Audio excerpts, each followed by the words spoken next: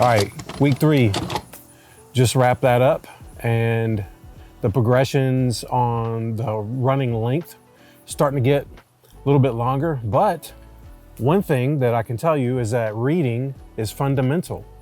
And by that I mean, if you think you're gonna go out and run 90 seconds and walk 90 seconds for 20 minutes, you may wanna look at the app first. Because what I realized, it was a 90-second run, 90-second walk, and then a 3-minute run, followed by another rest interval, and that was what was repeated. So once I got into it, my brain was like, what is happening? We should be walking right now. It really threw me off as to think of, okay, what is happening? Why is my brain and body shutting off at 90 seconds? That seems so, I don't know. It just feels like such an insignificant amount of time. But I guess when I've started to try to train my body and it's gotten used to this 90-second thing, that when I started to go beyond that, all the check engine lights started coming on, and coming on pretty quick. So I realized that. I thought, okay, I misread something. I was too stubborn to stop and take a look at it. So what I did was I slowed things down just a notch and figured, okay, I'll take a look at the app when I'm walking again.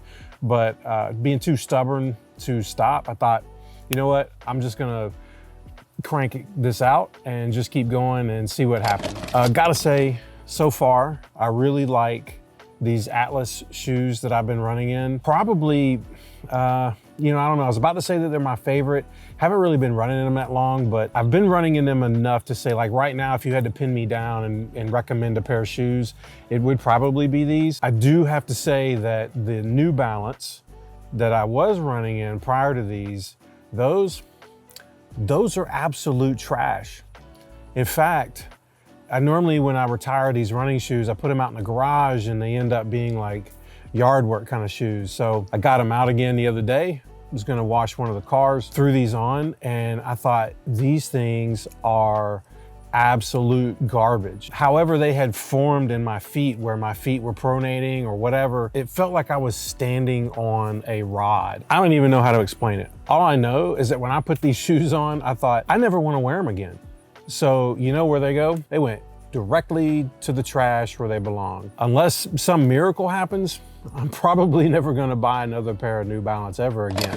So when I'm looking at the Garmin data, one of the things that I notice is that I'm still pretty consistent. However, the average pace, it feels like my speed starts to decline a little bit as I get towards the end of the week, which I think that's probably the cumulative effect of cumulative. I don't even know how to say that word.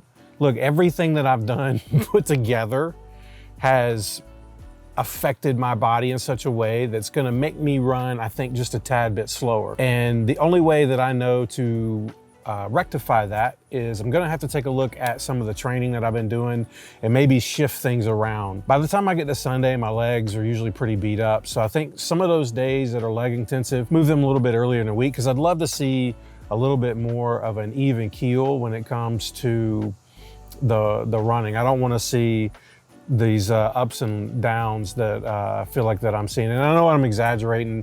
It's really not a huge difference, but to me, it's just something that, it's really just something that I can pay extra close attention to, because if you know me, you know I gotta look at the numbers and obsess about them and make them into something that they're probably not. Speaking of Garmin, I don't know how many of you know this, but you can actually go to the website if you log a run, and they have this, I don't even know how I found this. More importantly, I have no idea how I would even use this, but they have a little play button. So you click play, and it'll actually show you the route that you ran. I don't know, if you like watching a little dot move around on satellite imagery, if that's your thing, hey, go for it. One thing that I know for a fact that I am great at, it's doing something dumb at the gym that will cause some kind of unnecessary soreness for the next several days. For example, at the end of the training day the other day, I was doing some accessory work, and I thought, you know what?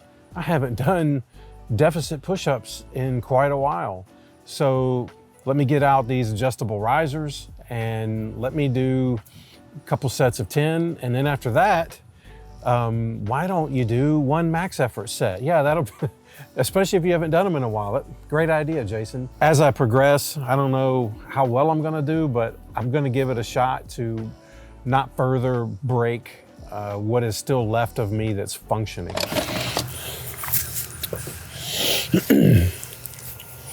You're so bad.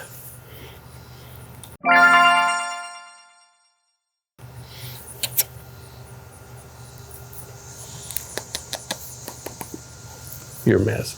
So I was trying to think of some cool way to cap off this video. Got totally sidetracked because I was on Instagram, and at this point, I really think the algorithm knows me all too well. I got some kind of video for this place in Texas that makes freaking 10-pound cinnamon rolls. So I can't think of a better way to summarize a video on running and health than to show you a video of people making a 10-pound cinnamon roll. See you next week.